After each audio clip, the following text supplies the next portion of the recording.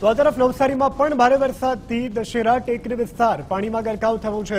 Dussehra ટેકરીના rail રાહત કોલોનીમાં પાણી ભરાયા છે। કોલોનીમાં 25 જેટલા ઘરો કે જ્યાં વરસાદી પાણી ઘૂસી ગયા છે। 20 થી વધુ લોકોને સ્થળાંતરિત કરવાની ફરજ પડી છે।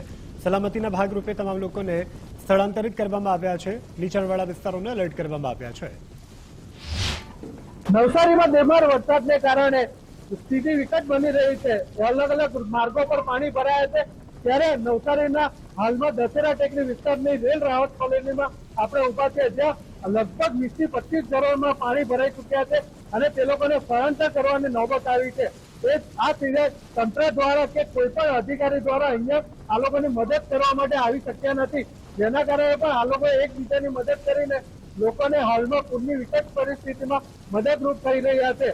આ વિસ્તારમાં જોવાનું રહ્યું કે કોઈ પણ કોર્પોરેટર પણ હાલમાં અત્યારે અહીંયા ફરક્યા નથી।